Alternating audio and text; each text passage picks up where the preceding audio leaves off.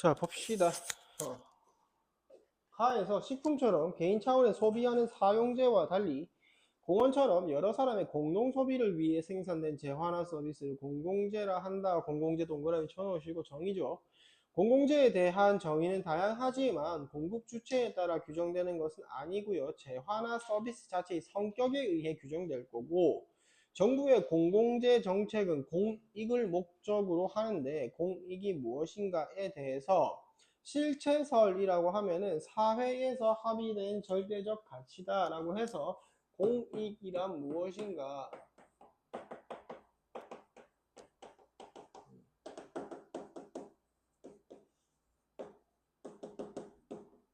사회적으로 합의가 이루어진 가치, 예를 들어서 인권, 이러한 실체가 있다라고 보는 거고,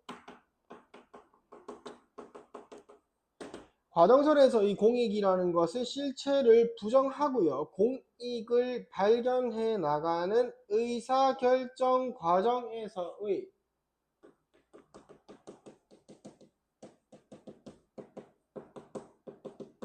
의사결정 과정에서의 절차 중시,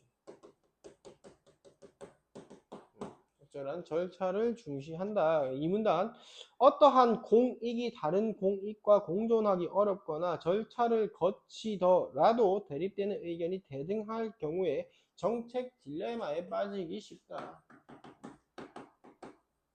그러니까 실체설에 의한 공익이든 과정설에 의한 공익이든 공익이 두 가지가 충돌한다고.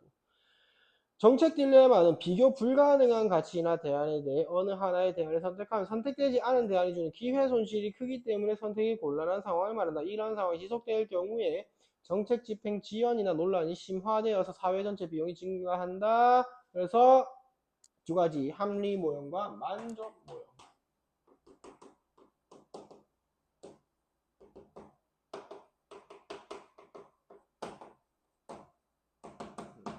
합리 모형과 만족 모형.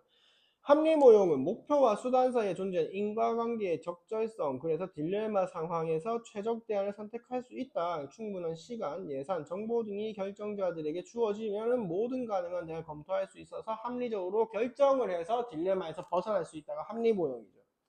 만족 모형은 합리 모형이 전제하는 상황 오지 않을 거다. 모든 걸 다 비교해가지고 합리적으로 결정할 수 있는 상황이 없다라는 거야. 그래서 오지 않을 것이기 때문에 최적 수준 결정보다는 만족할 만한 수준. 선택 상황에 놓인 의사결정자들의 신속한 결정은 도덕적 속성이나 논리적 속성과 무관하게 밑줄쳐봐 정책 결정의 불확실성을 제거한다. 그러니까 만족성을 바탕으로 해가지고 불확실성을 제거해가지고 그냥 긍정적으로 작용하고 나면 능률적 방향으로 자원을 배분하는 시장이 힘을 낼 것이다. 이런 입장인 거지. 사문화 정책 딜레마의 지속은 사회 전체 비용을 급격하게 증가시킨다. 왜? 계속해서 탐색해야 되잖아. 그리고 그게 시행되지 않음으로써 인해서 발생하는 불편함들이 있을 거잖아. 그것 때문에 사회 전체 비용이 증가될 거고, 충분한 예산과 정보가 갖추어질수록 검토해야 할 시간 무한대로 늘어나기 때문에 딜레마 지속으로 인한 비용 역시 대폭 증가한다. 만족 모형은 주어진 시간과 예산이 부족하여서 어쩔 수 없이 받아들여지는 결정이 아니라 딜레마 상황의 지속에 빠지지 않으려는 의사결정자들의 전략으로 채택될 수 있다. 여기까지 됐어요? 자, 나아가 볼게요. 가는 좀 쉽고요.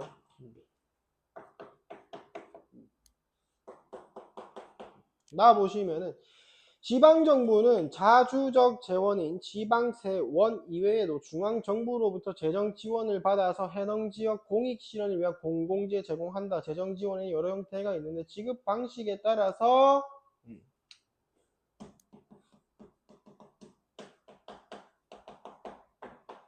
재정지원은 이제 정액지원금과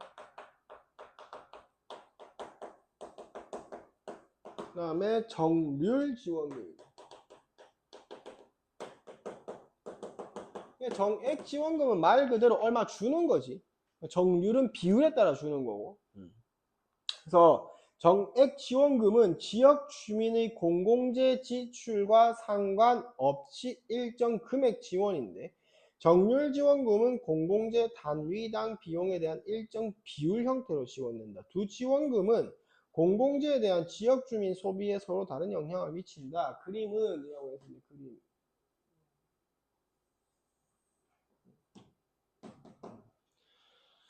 자, 그림은 어느 지역 주민이 소비할 수 있는 공공재의 양. 그 다음에 사용재의 양. 여기서 사용재에 대한 정의는 따로 안 주고 있는데, 공공재라고 하면은 이제 공공으로 사용하는 걸 거고, 사용재라고 하면 개인이 그냥 개인의 만족을 위한 사용이 아닐까, 이렇게 추론을 해보고요. 이 지역 주민이 보유한 경제적 자원, 소득 동그라미 쳐놓으시고요. 그러니까 각자 자기가 쓸 수 있는 돈이 있을 거 아니야. 그지? 소득을 통해서 선택할 수 있는 공공재와 사용재의 조합을 의미하는 예산서는 선분 A, B. 사용재에다 돈 몰빵 쳤으면 공공재 못 쓰는 거고, 공공재에다 돈 몰빵 쳤으면 사용재 못 쓰는 거고, 이러한 그래프를 나타내는 거예요. A, B로 나타날 거고, 이 지역 주민의 사용재와 공공재에 대한 선호는 I로, 그 다음에 재정 지원에 따라 변화된 선호는 I 다시로 나타나겠다. 선호가 I니까 이 지역 사람들은 그냥 두 개 그냥 적절하게 배분해가지고 쓰는 것을 좋아하는 것으로 볼 수가 있겠네. 첫 번째 그래프는.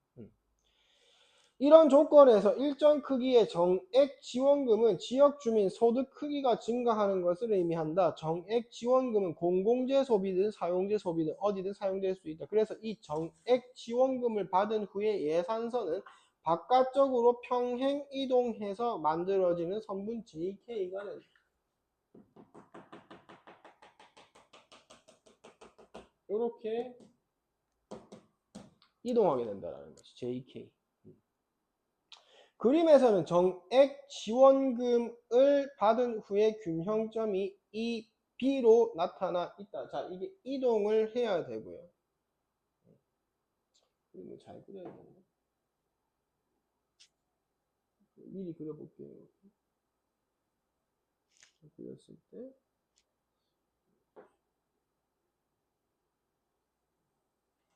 그림 개똥같이 그렸다. 그림 개똥같이 그렸지만 찰떡같이 알아먹기를 바랄게. 그래서 여기가 이 B가 되면서 망했는데 이거 그림. 다시 그리자.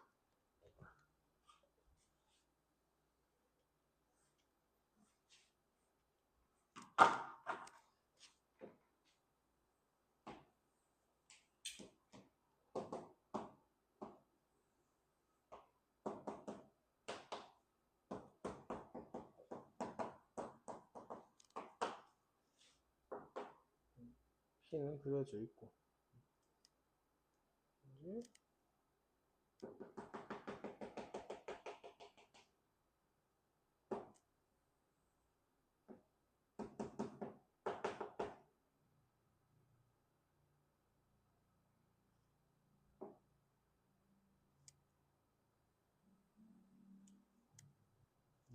이렇게 그렸을 때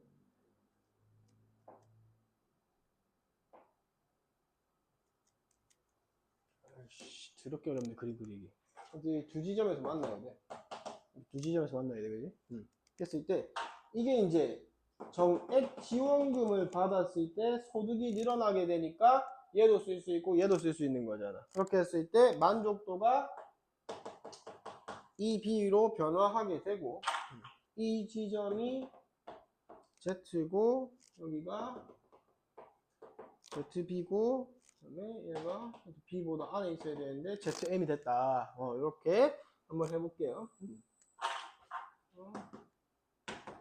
JK가 됐고 얘는 G가 AG가 됐다. JK가 된다. EB로 나타난다. 정액 지원금은 소득 증가와 동일. 정액 지원금. 일반적으로 소득 증가, 사람들의 돈이 늘어나는 것과 똑같기 때문에 그 돈을 가지고 사용재에 쓸 수도 있고 공공재에 쓸 수도 있다라는 거잖아. 그래서 EB, 그래서 각 지역의 기본적 재정 기반을 보완하면서 재정 격차를 조정할 수 있다. 정률 지원금은 공공재 공급 보조율에 따라서 기울기를 변화하게 해서 AB에서 AG로 바뀌게 되고 EM. 그러면은 정률 지원금을 사용을 했을 때는 보면은 사용재 양보다는 공공재 양이 더 많이 늘어나는 것을 볼 수가 있죠. 이만큼 늘릴 것이냐, 이만큼 늘릴 것이냐. 맞잖아. 그렇게 할 때 이제 정책 결정자들은 정액을 할 거냐, 정률을 할 거냐 했을 때 공공재를 늘린다라는 목적을 가지고 하면은 정률 지원금이 더 적절하다라고 보면은 되겠다, 그지?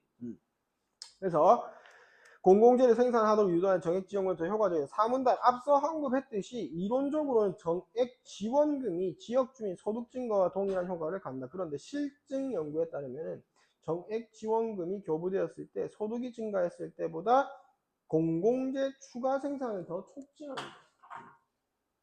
실제로는 소득 증가보다는 소득 증가가 일어났을 때보다는 공공재 추가 생산 촉진.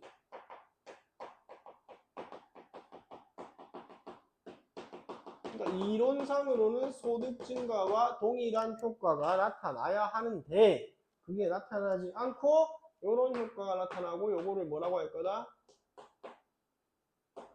끈끈이 효과라고 이야기를 했죠, 그죠? 그리고 이 끈끈이 효과가 지금 문제에서 제시되고 있는 게 43번이잖아. 43번이 끈끈이 효과죠. 땡땡 지역 주민 소득이 10억 원 늘었을 때, 자, 소득이 10억이 증가했을 때에는 공공재의 1억 정도.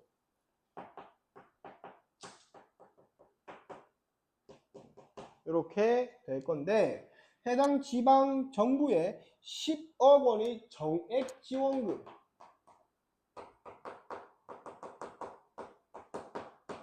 10억이 교부됐을 때는 공공재에 2억 원이 투자돼요. 그래서 똑같이 10억이 늘었을 때 이론상으로는 얘도 얘랑 똑같은 효과가 나와야 되는데 얘는 1억인데 얘는 2억이 늘어나더라라고 해서 공공재 추가 생산이 촉진되고 있는 끈끈이 효과에 대한 보기로 보시면 되겠죠. 그래서 43번에는 답이 1번이 되면 되겠고요. 오케이? 39번엔 3번이고 40번에 5번, 41번에 3번, 42번에는 5번인데 42번 그렇게 많이 안 어려웠지? 42번 독해하기에. 그래서 요거는 문제풀이 하면서 이해 안 되는 걸 쌤이 개인적으로 다시 봐드릴 테니까 요 정도까지 하고 마칩시다. 수고했습니다.